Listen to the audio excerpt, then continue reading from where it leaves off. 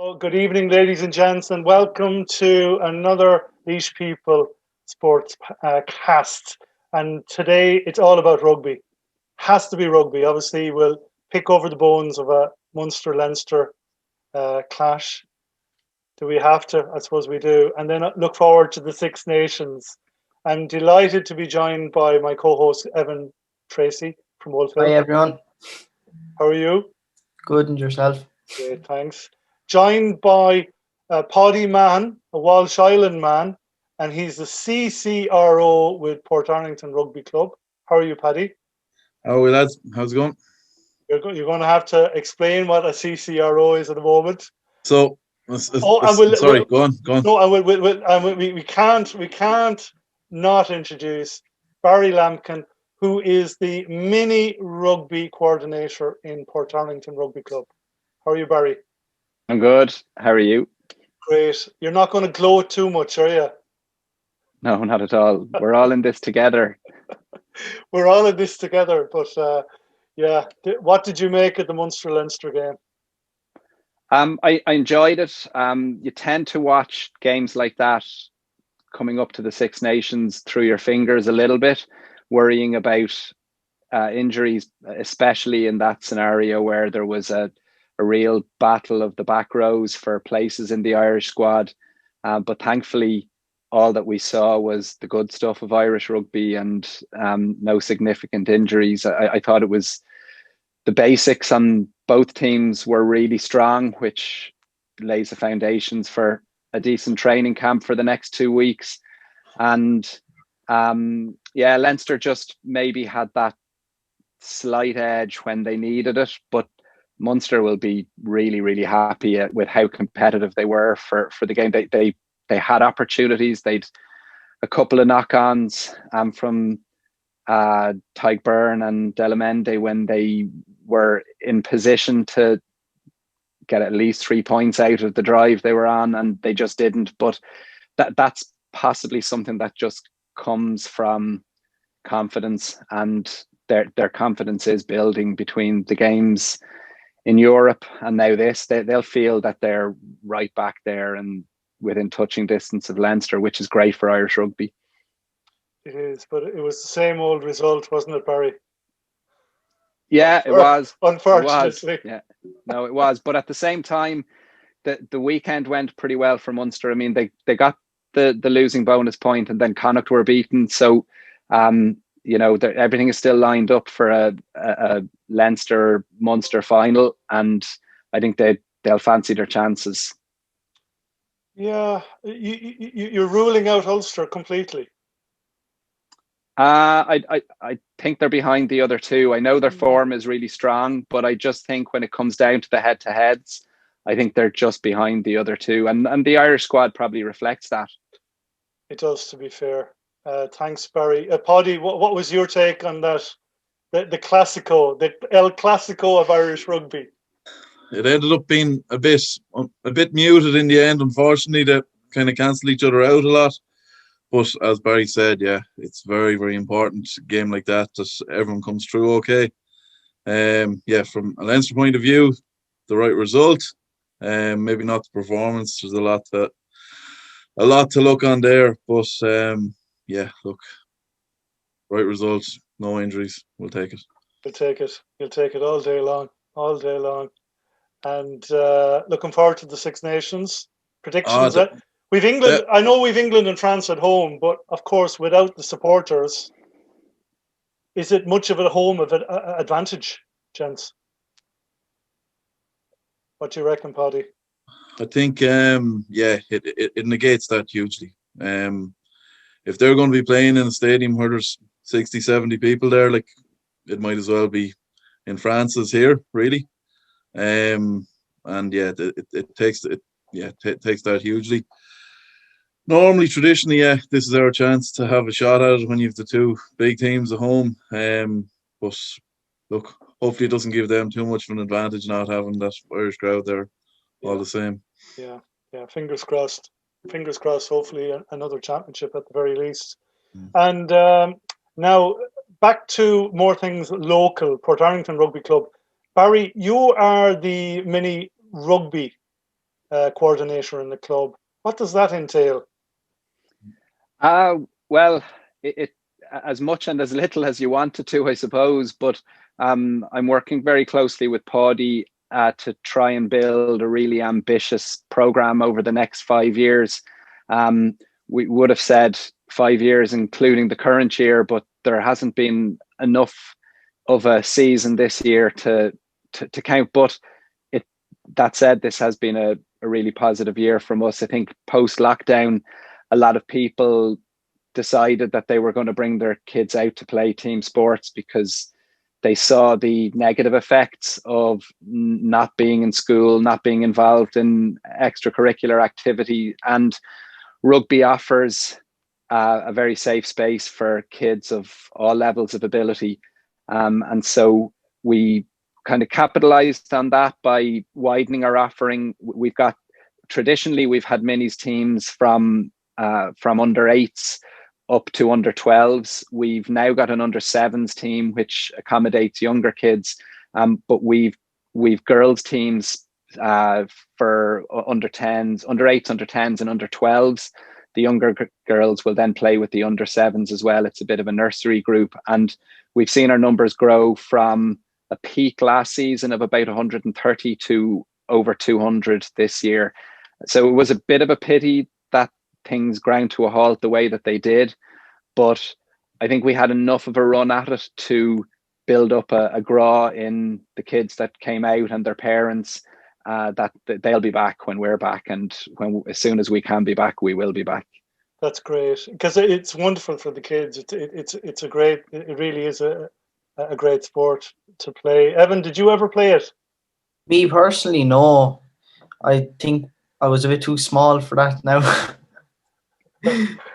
Yeah, well, I was never too small, but now I'm too old and too fat.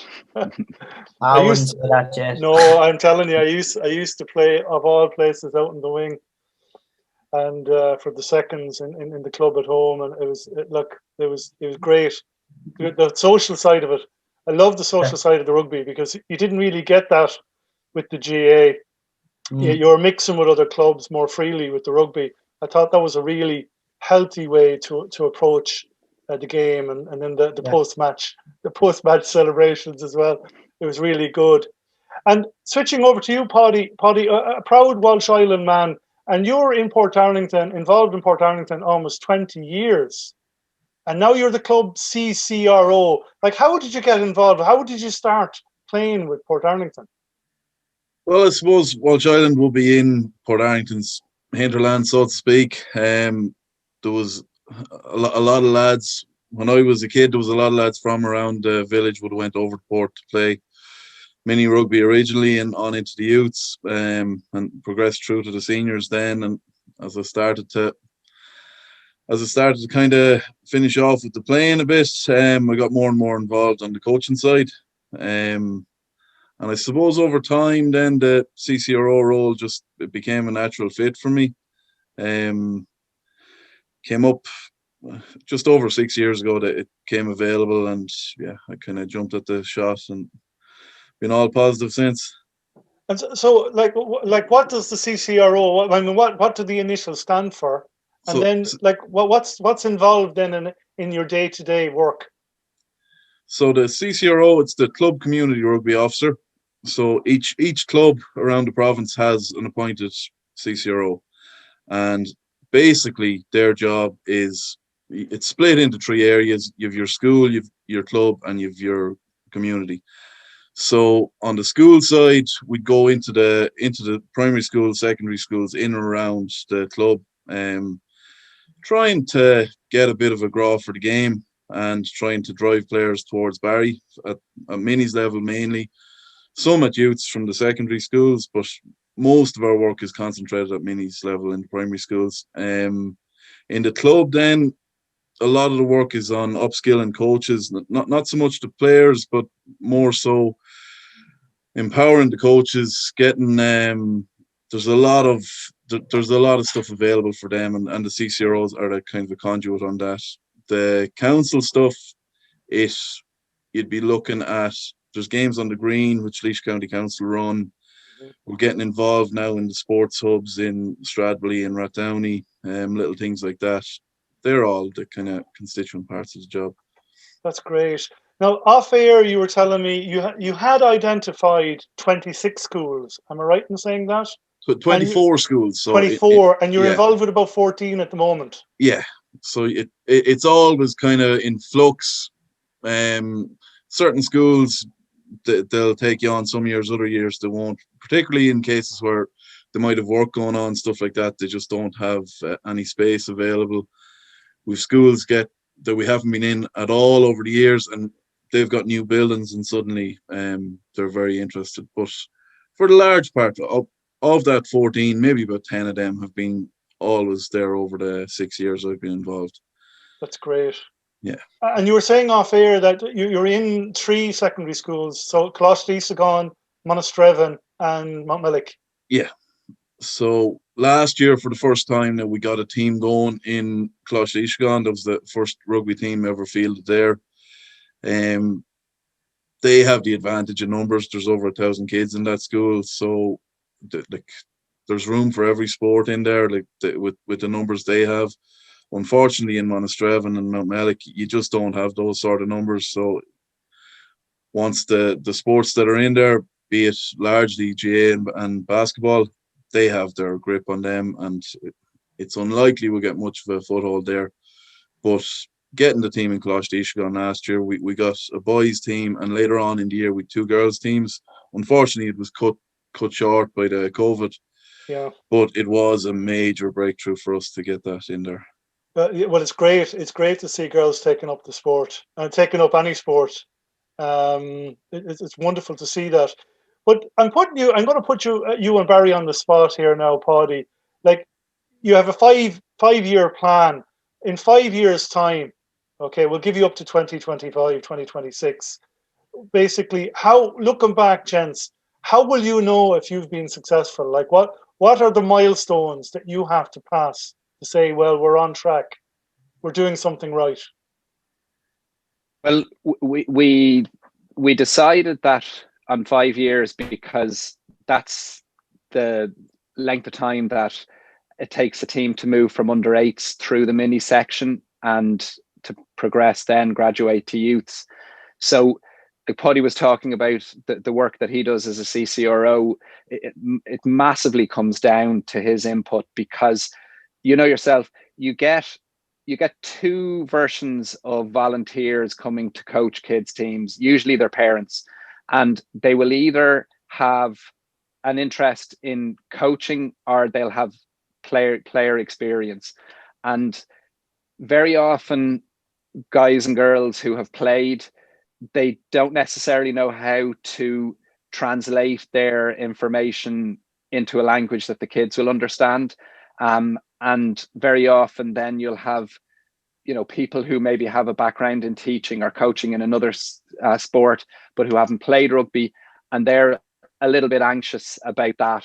And what Paidi does we have coach the coaches sessions before the season starts and right throughout the season, to help to show them how easy it is, really. To be an effective coach, all you need to do is have an open mind to listen to the suggestions, the games. Paidi and the Leinster system will encourage coaching through the game. So rather than drills with kids standing in queues, getting cold and wet, it's all about constant activity and full involvement.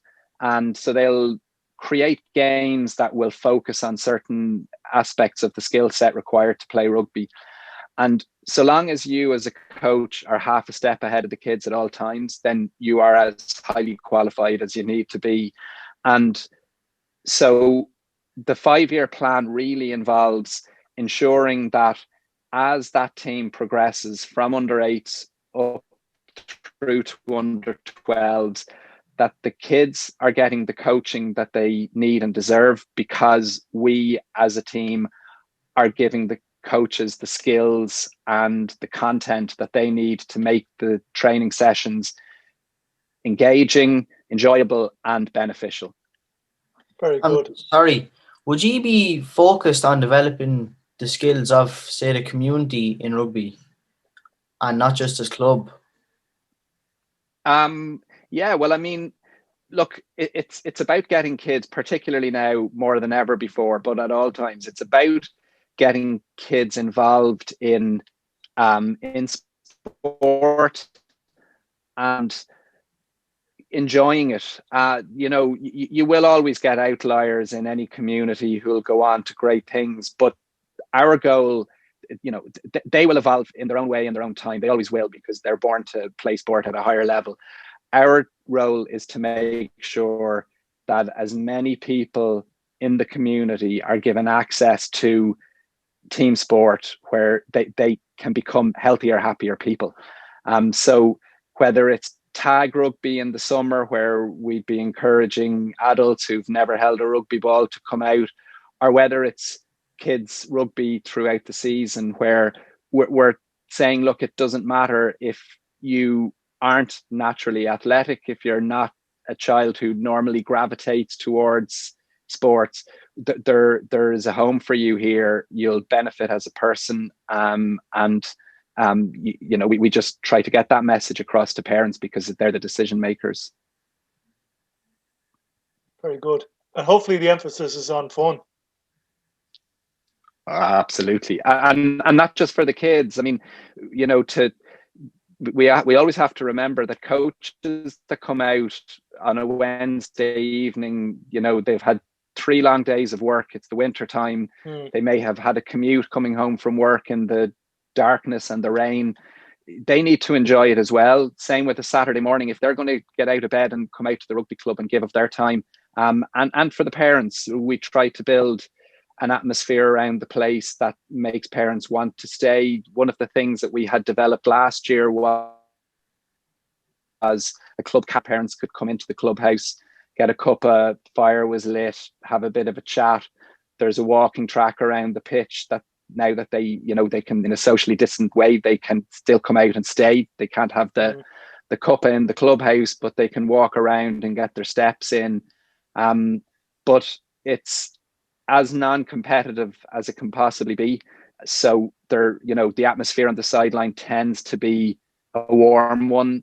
Normally, when you are able to have games between our minis and other clubs, the way that it works is on a Saturday, either we as an entity will travel to, say, for example, Portarlington Rugby Club, and all of our minis teams will play against their minis teams. Look, they're non-competitive. The kids are able to count, so they know what the score is after the game is over, but they're refereed and in a way that encourages inclusion and not competitiveness. So the parents buy into that as well. You'll always get the over-competitive parents, but for the most part, they'll mix well together. They'll chat together, have a cup afterwards, and that. So, you know, it should be fun for absolutely everyone who comes in the gates of Portarlington Rugby Club. Yes. Yeah, and speaking of going in the gates of Portarlington Rugby Club, I haven't been out there since Bernard Jackman had the Grand Slam trophy out there.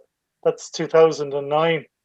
So hopefully when this pandemic is over, we'll head over and film a little bit of a match and do a live version of this with actual sport being played. And Paidi, just going back to something Jens, you touched on earlier. I mean, basically now with the pandemic, maybe the realization is hitting home with parents and kids that, you know, they're really missing the sport. They're really missing their Saturday mornings down at your club or whatever club it is. And maybe, hopefully, after this is over, there'll be an uptake in sports and you'll have bigger numbers coming through. Or am I being a bit too optimistic about that? No, I wouldn't, John. I wouldn't say you're being optimistic at all. To be honest, that's what we've been seeing from. We ran from the middle of September up until just before Christmas with the minis, and our numbers were way up because people had been holed up in houses for so long. They were bursting for anything to get out the door. And then with the GA season was so short this summer, Yes. A very late start, and it kind of came to an abrupt end. It meant that they didn't really get enough from that, so our numbers were through the roof. Across the board at minis level, we were up 30 to 40%. Now that's not being reflected at youth level, which would be kind of secondary schools as much. Yes. It's harder for kids at that age to take up a new sport, whereas younger kids, they'll jump into anything, you know. And we've really seen this as an opportunity. It's been Barry talked about the minis fixtures, going over to Portlaoise with all the teams. One of the issues we've had with minis over the last few years is there's probably too many fixtures. So say the youngest teams, they don't train during the week at all. They only do Saturdays. And if we're playing 3-4 Saturdays in a row, they don't get to train at all. And it's allowed a chance away from games to focus on kind of development of the players, to development of the coaches as well. From my point of view, there's nobody there for any competitive reasons anymore. They're not getting any. There's no physicality in it. There's no There's no games against anyone else.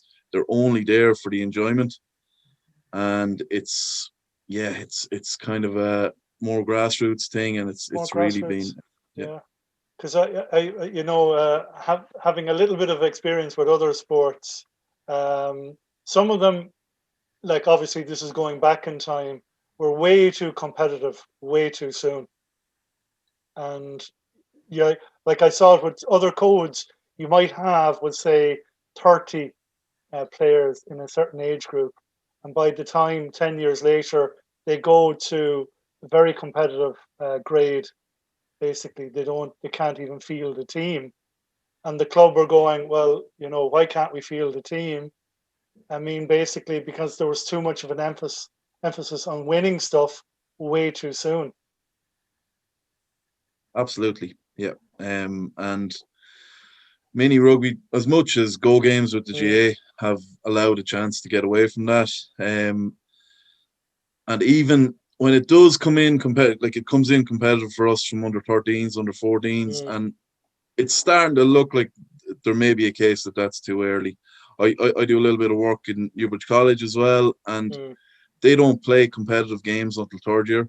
So they are like they're training a couple of days a week, and they're playing every Wednesday. They play loads of games, but they don't play in any competition until they get to third year, and they don't lose out for that. Yeah, you get a lot more players through. It's possibly something we're going to have to look at. But yeah, I think it's a healthier approach on Newbridge College.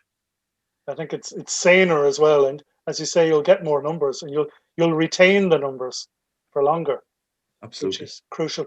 The other thing I was thinking about before, gents, you came on this evening, obviously with the access to sport, participation in sport blocked off for everyone, apart from elite athletes and sports people, do you worry about the effect on the mental health of players? You know, they're so used to going to the gym twice or three times a week, going up to training twice a week, having their match at the weekend, and that escape route isn't available to them at the moment. Yeah, absolutely. And generally speaking, when we think about that side of things, we tend to think about older teenage and adult males, but it affects everybody. And it's interesting that you bring it up, because it's something that, you know, we as a club, we want to continuously engage with our members, players, coaches, parents, everybody.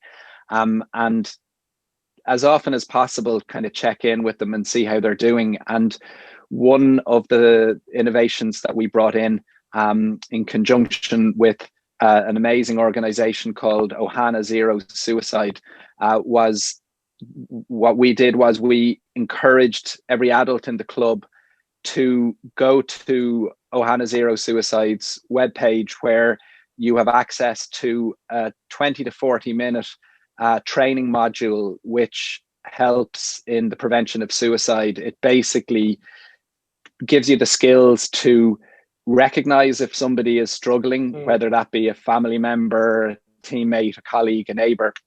And if you do recognize that that is an issue, knowing how to start a conversation with them in the right way, and then to kind of lead them, bring them with you to whatever support that they need to help them. And every one of our senior men's team have completed the training, and we see it as something that they can do when they can't be in the gym or on the pitch together. It's a form of training that they can do that will benefit them as a team, because when you do something like that, you're not doing it for yourself, you're doing it for the people who you care about, and that includes your teammates. And the more people in our club who have completed the training, and there's a huge number have, not just the men's players, there's parents, there's ordinary members of the club, and the better the chances are that if somebody in our club is struggling, that one of our own will be able to recognize it and help them out. But look, we've been touched as a club by the heartbreaking effects of mental health issues. And one of the things that we did as a minis group, actually, one of our minis players lost her father in October, and her mother, Julie Clark, is an amazingly strong woman, and she responded to that by during the month of November, she decided she'd walk 500,000 steps for Movember. Yes. And we ran an event one day at Minis training where all of the kids and all of the coaches were given fake moustaches, and they wore them during training. It was very photogenic and great crack, and it just gave a bit of a different edge to a normal training session. And they all brought a donation which was put towards Julie's fundraiser, and completely coincidentally, a couple of Saturdays later, she was on the walking track around the pitches when she was coming towards the 500,000 steps. So we were able to create a socially distant guard of honor for her as she walked down the pitches to complete the steps, and it was lovely. And that, yeah, but it kind of encapsulates what a club should be, isn't it? That when her family was going through what they were going through, it was a place where they could come and feel the embrace of their club. Yeah. And that when she as an individual had achieved something that she wanted to achieve, that she was there with us when it happened, and we were able to clap her on for it. So, these are the things that make clubs important and a vital leg of support if you are struggling in any way with mental health issues. Yeah. And I mean, Paidi, when you think about it, like I don't have the stats on this, but I would imagine most sports clubs in all sports on the island of Ireland has been touched directly or indirectly by suicide. Like, would you like to see a situation where all coaches and all adult players and all clubs would do a module similar to what your members have taken on and completed? To be honest, John, yeah, I think that's a must. Any adult that's involved in any role with kids, they're going to go into a sort of a mentor or a role model role, and those kids will look up to them. They'll open up to them, and they have a huge role in. They see a different side to the kids than might be seen elsewhere, particularly in sports clubs, which for a lot of kids is their only outlet. And we're very strong in Portarlington on not loading too much on the coaches, that we don't ask. A guy's giving up his time to come out and do something, that we don't ask him to do 10 other jobs. You don't want to be putting too much on people, but I think that should be a fundamental part of any coach in any sport, that they have to have that sort of training behind them as well. Yeah. Yeah. Well. Do you feel a lot of clubs are missing that around Ireland, that they don't have the awareness? To be honest, Evan, I don't know. Like I can only speak from what I've seen around our club, and I work as part of a North Midlands group, so with 9 other clubs, and I know there is a concentration on it across all of them. And for the majority of clubs, like Barry says, they have been touched by it, and it does kind of get them into gear on it. It's not something that's taken for granted. Unfortunately, everyone's been hit by it. So yeah, they have jumped to action on it. And to be honest with you, Evan, the Ohana Zero Suicide, I've been touching base with them since we got involved in this, and every single time that I speak to Clodagh in there, that she's telling me about another soccer club, another rugby club, another GAA club that's got involved. So I think it's no longer the taboo that it used to be, and people are generally speaking getting it, that this is crucial, and sport should be leaders when it comes to something like this in a community, and I think they are being. And rugby, we're not special in any way when it comes to that. I think the other sports are seeing it as well. Yeah, as you quite rightly said, thankfully, I mean, it's no longer the taboo subject that it used to be, and we need to have this conversation in all strands of society, and especially through sport. Sport is such a vehicle for good. I mean, would you see a case, because our mental health services are very patchy at best? Would you like to see sports clubs get funding to do these courses and provide more services? Look, I should have mentioned it from the outset, but the training that we've encouraged our members to take part in, it's completely free. Ohana Zero Suicide, they're not a charity, but they're self-funded. And in fact, when you complete the training, there isn't even an option to make a donation, even if you wanted to. So it is, look, I'd encourage anybody to go on. It's ohana.ie, ohana.ie, and but absolutely what you're saying, there's merit to it. We're given funding for all sorts of things, which is fantastic, but I'm not sure if there is funding to encourage maybe activities that would help with that, and maybe something that's a little bit more formalized. But it is great that people like Ohana do offer this free of charge. But I mean, it's remarkable, like, sports clubs so often are leaders, as I said, in communities. The number of large companies, big employers who have seen their local sports club or a sports club that the senior member of staff is involved with, tweeting or having something on Facebook about the training, that they've come forward and they've asked if this is something that they could share with their staff. So, as sports clubs, we have a very, very powerful reach within our communities. And so by being leaders, by promoting things like this, it can affect people who've never watched a game of rugby, never stepped inside a rugby club, in a really positive way. Yeah, you're setting a wonderful, wonderful example. And I mean, I'd love to see the day where you would have a mental health officer in every sports club in the country, funded by the state. Because as I keep going back, and this is a theme that pops up again and again and again in a lot of our discussions, just our mental health services are so patchy at best. Yeah.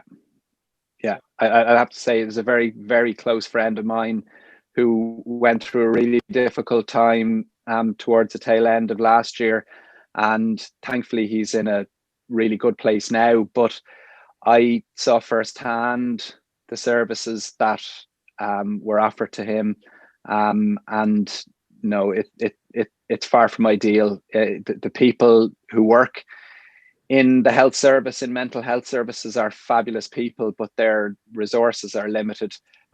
They're overstretched at a time like this. We need is not a stranger. It's a friend, it's a family member.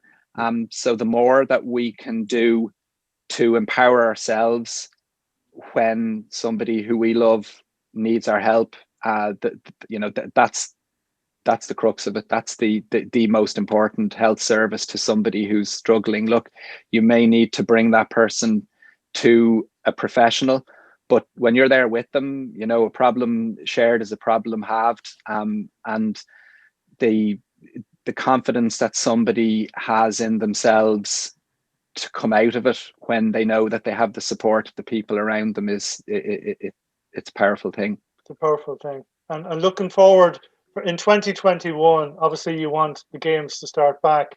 Have you any rugby wishes apart from the Grand Slam trophy returning to your clubhouse? Paidi? Rugby wishes, yeah. Look, love to see some games played. That people don't drift away from the game right now would be, the big wish. It's at underage level, there were allowances before Christmas. At adult level, we didn't get those allowances, so we should be at the peak of our season. And our team, our senior team, they basically haven't done anything since early September. So you're putting a 4 or 5 month hole into their season, and we've done a lot of work on. Gone through some bad years, and some great work's gone in now to try and get a little bit of momentum behind us again. And it'd be an awful shame if people were to drift away, because people are in the habit of not being out in the club or anything now. Yeah. And it is an opportunity for them to drift away, and that's hopefully not. That would be my hope that doesn't happen. Hopefully not. And gents, while I have you here, if I didn't ask this question now, I'd be shot afterwards. Firstly, for you, Barry, best ever Portarlington rugby player that you've seen? I don't have to think too hard about that. Because there's more than just ability on the pitch to a great rugby player. A great rugby player is a role model. A great rugby player is somebody who espouses the virtues of the game on and off the pitch. So there's a well-known guy called Paul Mahon who played right the way up, retired, came out of retirement, retired, came out of retirement, and he's now the director of rugby in the club. But I've never enjoyed performances like some of his great performances for the club. He would put his body on the line for the club, but I have my eldest is a rugby nut, and he went away to play schools rugby. So he played minis and a little bit of youth, but then he was gone for 5 years, and he came back.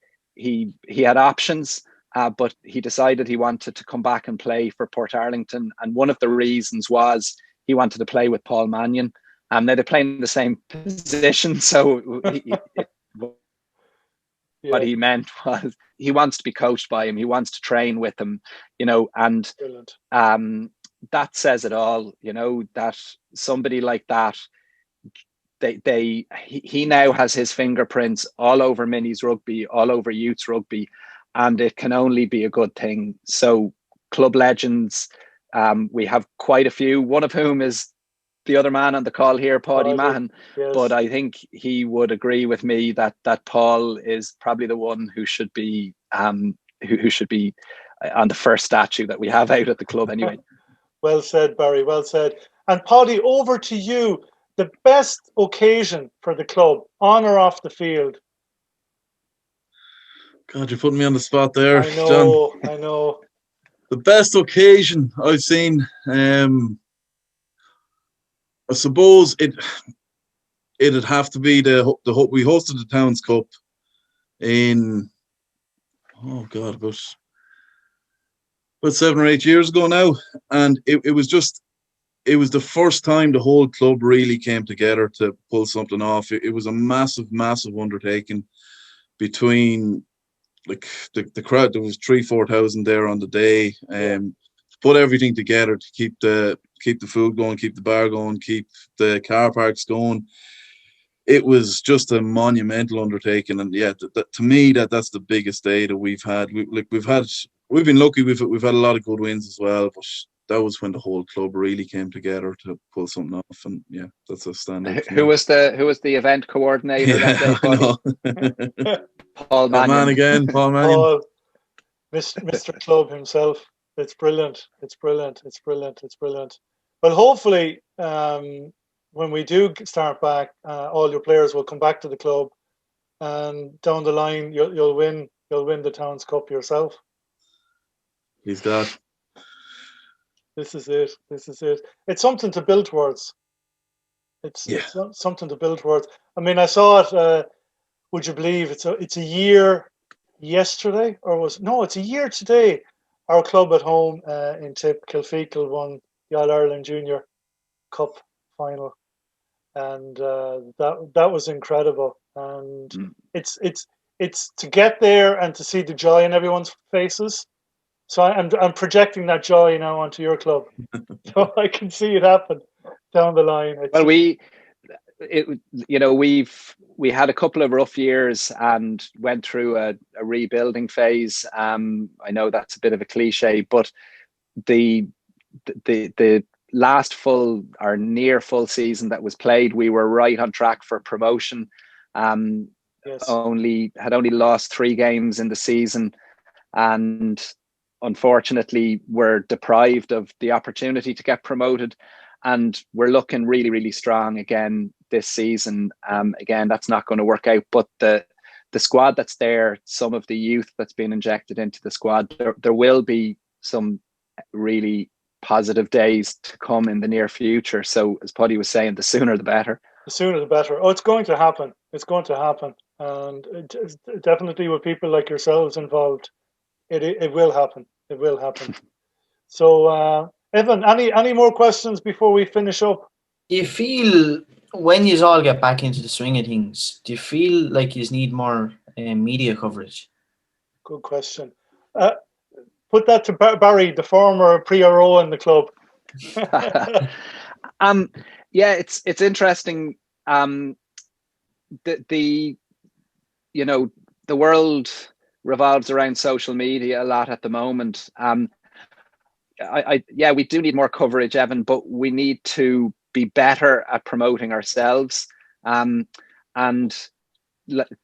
things like this, people, the days of people picking up a newspaper to read about their local club, they're probably gone now. And so what we need is to have more of a presence on shows like yours, on online newspapers. We need to start producing more video content ourselves, the things that people will engage with more, and engaging with people like you who can help us to do that.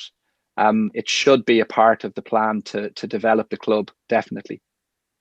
Good question, Evan. Well, hopefully we'll cover some of the games anyway. This is it. You'll always be welcome anyway. And you were talking, John, about when Bert Jackman had the trophies out at the club. One of the big advantages of Paidi working with Leinster Rugby is that he can always access trophies for us. So when Leinster win the Heineken Cup and the Pro 14, we can organise to have those trophies. Sorry, what did you just say? Sorry, could you just reverse a little bit? I think you're jumping the gun there. Positive optimism, John. This is it. Remember what who your audience is, John. I know, but sure, I can't claim to be a Leinster man, but they're my second team. Put it that way. I will, and obviously it goes without saying you'll support Leinster if they're not playing Munster. But if they're playing Munster. Well, I had the pleasure of being at 3 Heineken Cup finals involving Munster, 2 of which they won. So I have experienced your Millennium Stadium joy. Oh, stop! Just incredible. Just great days, yeah. And great aftermatch celebrations as well. Exactly. So Evan, thanks for the questions this evening. To Paidi Mahon and to Barry Lambkin, thanks for coming in this evening, taking time out of your schedules. we will be out hopefully soon when we get back playing all the sports. We'll be out to your ground there. I know Evan has all the new equipment. All ready to go. All ready to go. He can't wait. He can't wait. He'll be on the road, 24/7, 7 days a week. He'll be filming and shooting everywhere. And make sure you have your own parking space at Portarlington Rugby Club, Evan. Evan. We can get that arranged. You won't be allowed leave. You'll end up their media officer. Actually, there's the thing. I mean, every club should have, not only a PRO, but now, as you quite rightly mentioned, Barry, the importance of social media. Everyone should have a media officer. Mm-hmm. For just all things digital, only digital. Yeah. But, hopefully there'll be funding available for that in the years to come. So again, to our viewers, I hope you enjoyed our chat on all things rugby and all things Portarlington Rugby Club. If you have any suggestions for the show, do DM us, PM us, email us, WhatsApp us. You know the score at this stage. Do subscribe to our YouTube channel. And if you want to come on the show, again, don't be shy. DM us, PM us, the usual, WhatsApp us, and we'll get you on the show. It could be any sport. All sports are catered for. Come on in and we'll chat away to you. And to our viewers, stay safe, stay well, and we'll be back next Wednesday, 9 o'clock, always for the sports show, every Wednesday at 9 o'clock. So, gentlemen, Paidi, Barry, Evan, have a great evening. You too. Cheers, John. Thank you, John.